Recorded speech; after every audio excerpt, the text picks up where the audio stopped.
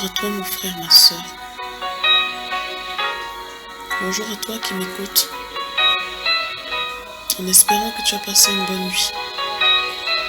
Je voudrais dire merci au Seigneur pour ce qu'il nous donne. Reçois la paix, la grâce, le bonheur en Jésus. J'espère que ta nuit a été calme.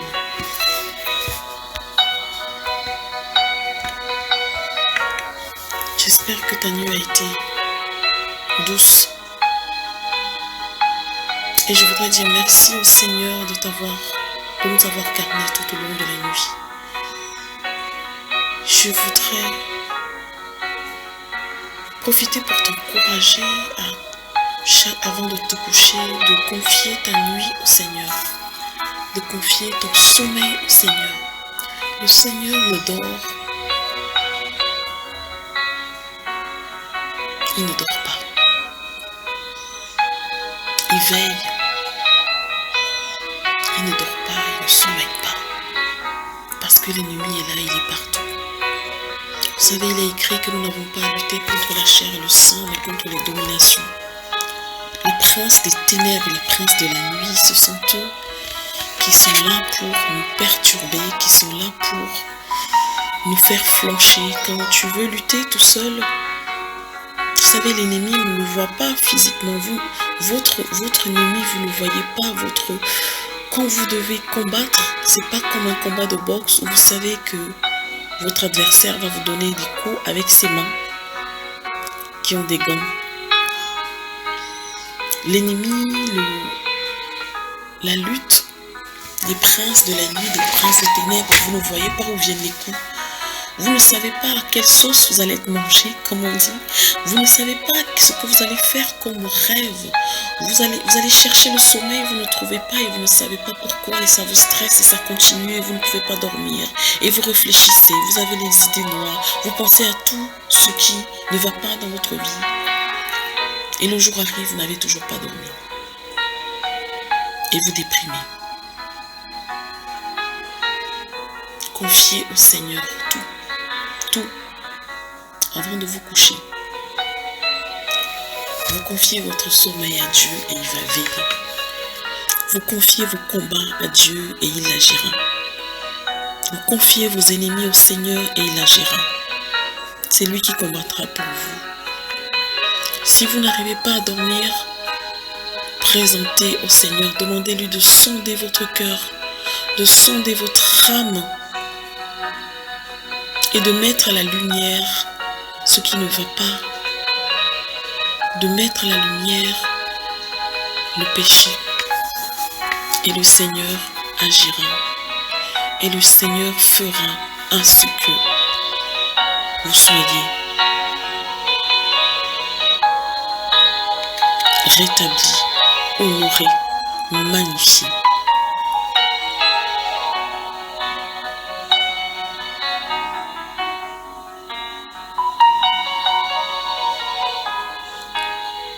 N'oubliez pas de toujours vous confier au Seigneur. Ne vous éloignez pas du Seigneur parce que vous avez péché. Vous savez, il peut arriver des fois où vous essayez de vous séparer d'un péché, vous vous dites, c'est quand je serai clean que je vais me confier au Seigneur. Mais vous n'y arrivez pas. Vous avez beau faire, vous n'y arrivez pas. Venez au Seigneur tel que vous êtes. C'est le Seigneur qui va vous façonner. C'est lui qui va mettre la lumière. C'est lui qui va vous faire réaliser et vous donnera les armes pour vous éloigner de votre péché. C'est lui qui vous donnera les armes du combat. Peut-être vous avez besoin d'une lance, d'une machette, d'un couteau. Vous ne savez pas. Il le mettra à votre main et te dira, c'est ça, tu as besoin de cette arme-là et vas-y.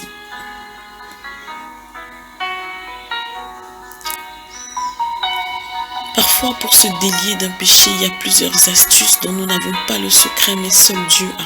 Il le sait. Il faut juste s'arrêter et dire, Seigneur, je suis adultère, Je n'arrive pas à m'en séparer. J'ai ma femme chez moi, mais je continue de regarder. Je suis attirée par les femmes dehors. Seigneur, aide-moi, je n'arrive pas. Seigneur, j'aime mentir quand je me retrouve au milieu des gens. Je mens, je me donne une allure, une vie. Seigneur, je ne veux plus. Aide-moi.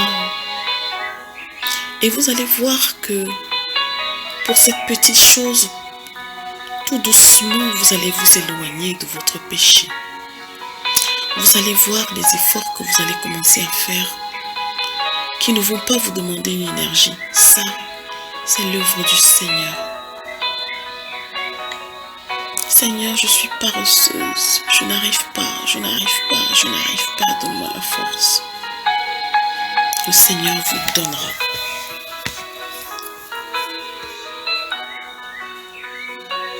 Le Seigneur est la solution. Ça semble une phrase bateau, vous savez, quand on dit le Seigneur est la solution. C'est une simple phrase, mais on peut la développer pendant des heures et des heures et des heures. Mais vous savez, le Seigneur est une solution que vous ne pouvez pas imaginer. C'est pour ça que je voudrais vraiment vous raconter cette histoire du roi David. Cet homme aimé de Dieu, c'était le plus grand roi. C'était le roi d'Israël. C'était cet homme que Dieu avait choisi pour être roi. Il a agrandi le royaume d'Israël.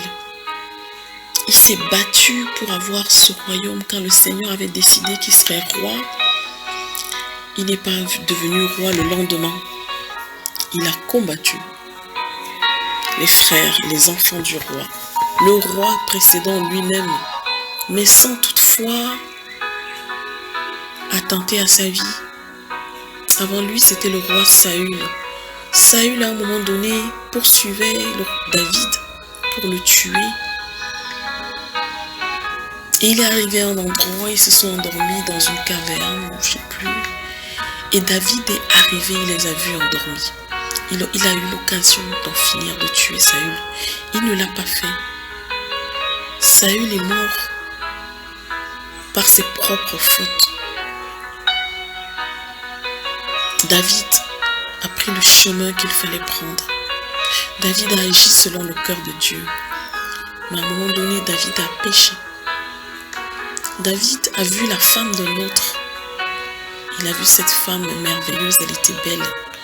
C'est pas comme s'il n'avait pas de femme. Hein. C'est pas comme s'il n'en avait pas suffisamment. Il avait de tous les styles. Il avait beaucoup de femmes et de concubines. C'était des femmes qu'il avait pris, qui étaient seules. Non, ça ne lui a pas suffi. Il a vu une femme. Il a désiré cette femme. Il a demandé qui elle était. On l'a prévenue. On lui a dit que c'était la femme de quelqu'un. Mais David a été omnibulé par son envie. Et c'est ce qui nous arrive souvent.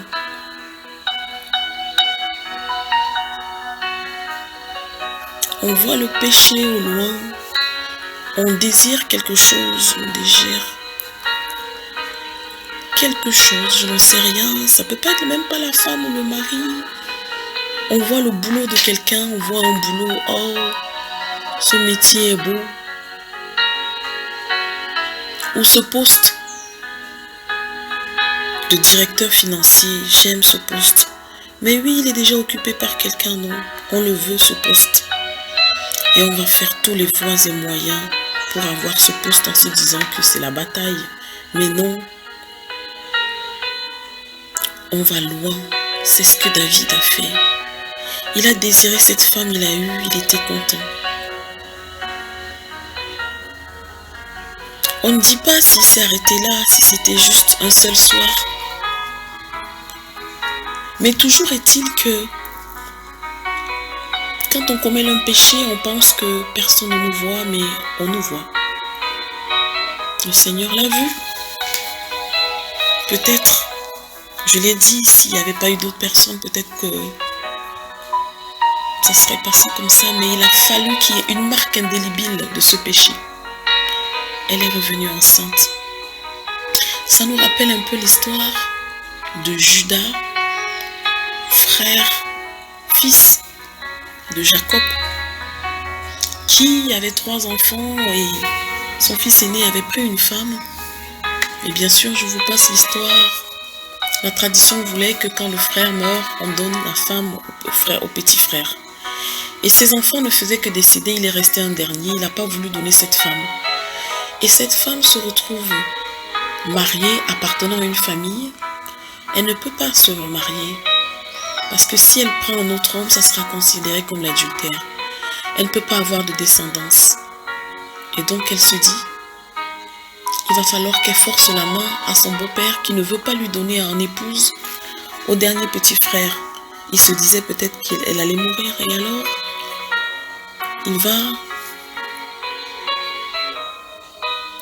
elle va se transformer en prostituée pour appartenir à son beau-père. Et son beau-père avait l'habitude, en cachette, d'aller voir des prostituées. Il est allé vers cette prostituée, il n'avait pas assez d'argent pour la payer, il lui a donné en gage des choses à lui. Et il est reparti comme ni vu ni connu. Et alors on lui dit, ah oui, tu sais ta belle-fille, qui est supposée être encore ta belle-fille, à qui tu n'as donné à personne, est enceinte. Il oublie que cette belle-fille devait revenir dans sa maison et appartenir à son fils, son dernier fils. Et à ce moment-là, elle serait une épouse convenable. Il apprend qu'elle est enceinte d'un autre et il veut la lapider comme était la tradition, il veut la punir. Mais alors qu'il s'apprête à la punir, il découvre qu'elle est enceinte de lui, qu'elle s'est transformée en prostituée. Et voilà son péché qui est mis à la lumière. Quand nous essayons de cacher le péché, à un moment donné, il viendra à la lumière. Moi, je me souviens, j'ai cette hantise que mon péché vienne à la lumière. Je me souviens toujours d'un péché que j'avais commis et qui est arrivé à la lumière. Je n'ai jamais eu aussi honte de ma vie, j'étais tellement mal. Alors je m'étais dit que plus jamais je ne cacherai mon péché. Donc, quand je réalise mon péché, je fais tout pour le mettre à la lumière. Je fais tout pour qu'il soit à la lumière, afin que je puisse réaliser, afin que je puisse demander pardon à Dieu. Et quand je réalise que je suis en train de pécher, je demande au Seigneur la force de pouvoir résister. Et donc c'est ainsi que David va pécher et que son péché sera mis à la lumière, mais jusque-là il va continuer. Il ne faut pas que le mari découvre que la femme a été enceinte parce que forcément elle va être lapidée. Et tout le monde saurait, ceux qui savent, les serviteurs, ceux qui iront pour essayer de lui jeter la pierre, sauront que c'était le roi. Peut-être qu'elle va le dire, c'est le roi, c'est le roi. Et ceux qui l'ont vu vont baisser en estime, vont se dire, c'est pas possible. Quel est ce roi qui permet qu'on puisse tuer une femme, punir une femme, alors que c'est lui qui l'a amenée au péché? David pense à tout ça, il ne veut pas.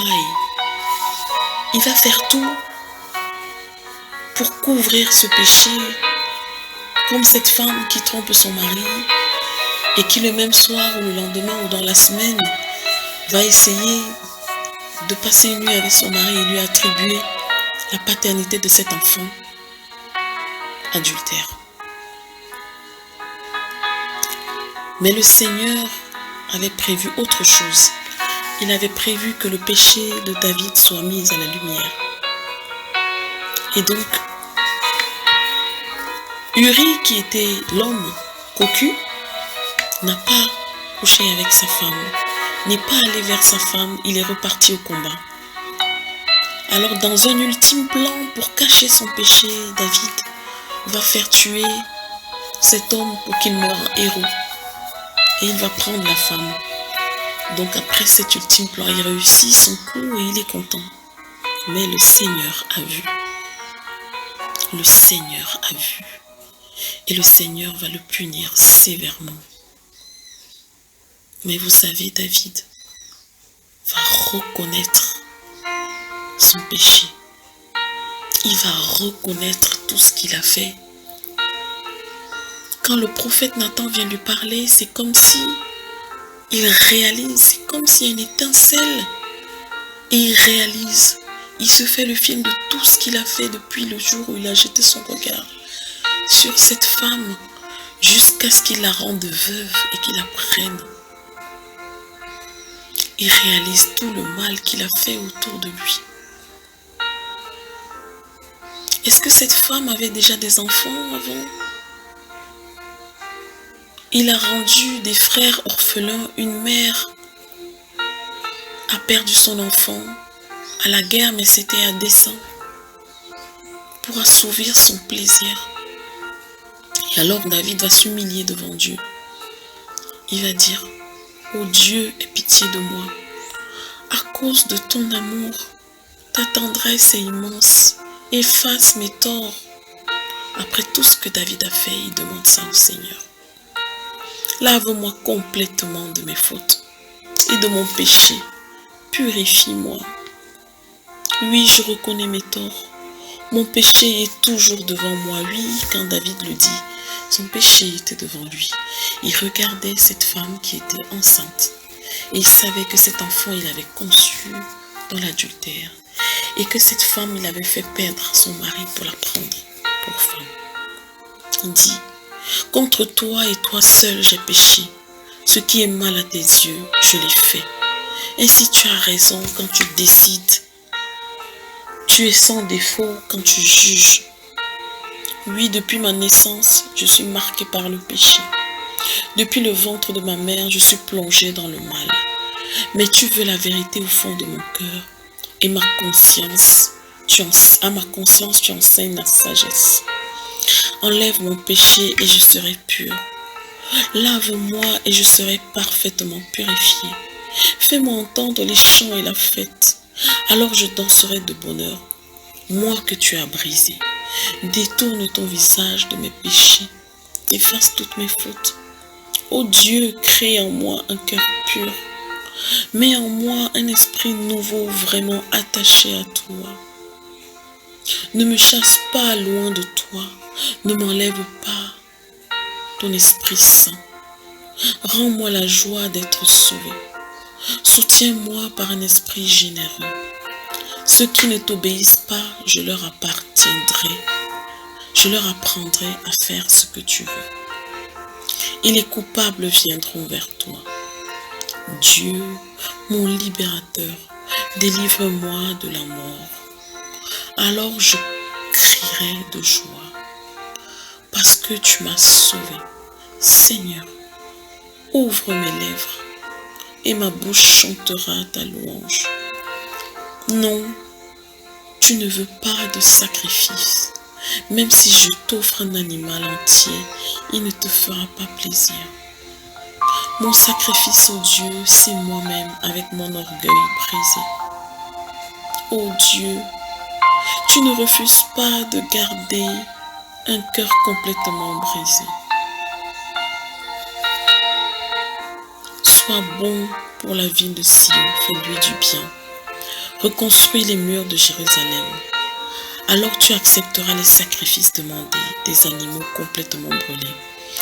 Alors nous pourrons offrir des taureaux sur ton autel. Je voudrais m'arrêter sur ce verset qui disait, mon sacrifice au Dieu, c'est moi-même avec mon orgueil brisé. Ô Dieu, tu ne refuses pas de regarder un cœur complètement brisé. Alors j'étais en train de lire le psaume 51. Et ce verset 19 qui dit, mon sacrifice, ô Dieu, C'est moi-même avec mon orgueil brisé. Quand Nathan a parlé à David en prenant comme une parabole, David a réalisé ce qu'il avait fait. Tu en avais beaucoup, mais tu as pris celui qui en avait une seule. Tu l'as brisé pour le prendre. David réalise ce qu'il a fait, il ne peut pas revenir en arrière. Il est meurtri, il a mal. Et il attend la sanction du Seigneur, tout en le priant. Tout en le priant. Quand nous réalisons que nous avons péché, humilions-nous devant le Seigneur. Présentons-lui ce péché, même celui-là dont on n'arrive pas à nous séparer. Il y en a qui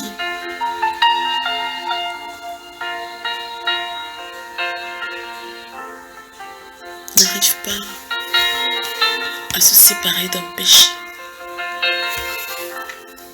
Ils luttent, mais ils n'arrivent pas.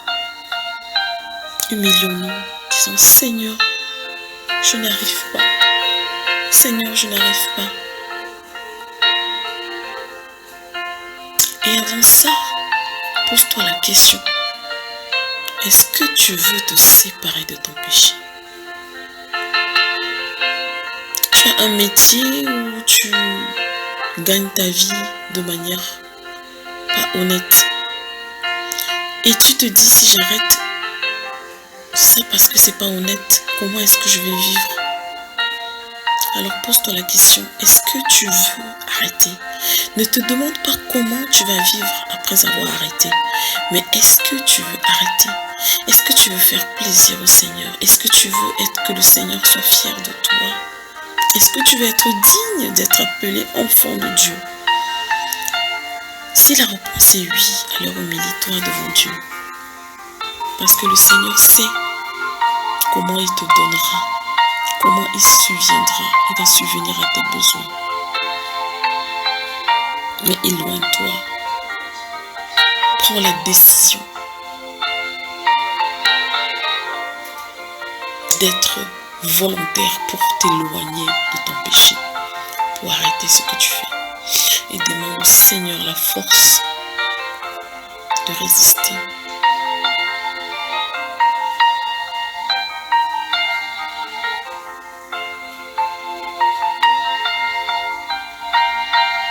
Et le Seigneur t'aidera. Aucun péché n'est caché aux yeux de Dieu. Tu peux avoir un péché que tu fais depuis des années et tu te dis personne ne sait et tu es content. Dieu voit tout. Et peut-être parce que Dieu ne fait rien, tu t'es dit que finalement c'est ce qu'il faudrait faire.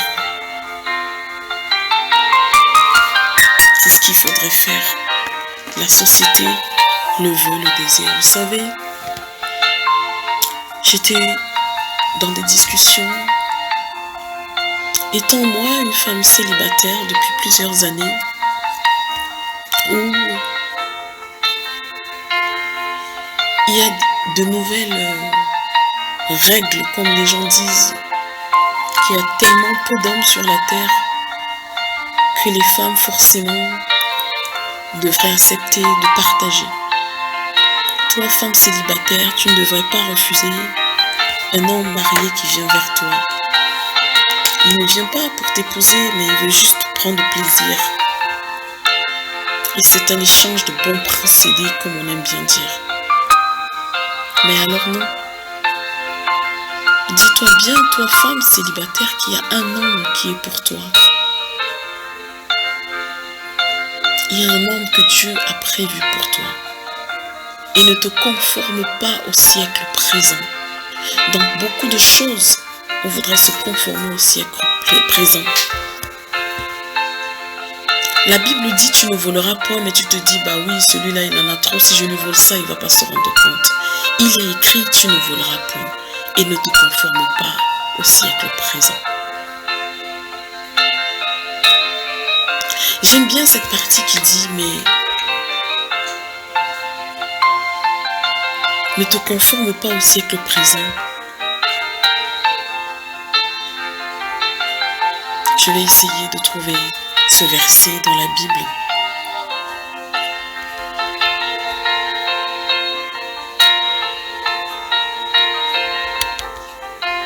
Qui dit, ne vous conformez pas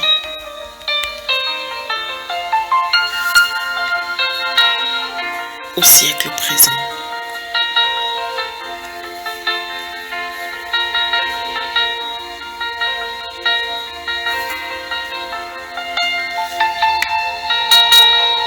Que le Seigneur nous aide à renouveler notre intelligence. Et donc c'est dans Romains,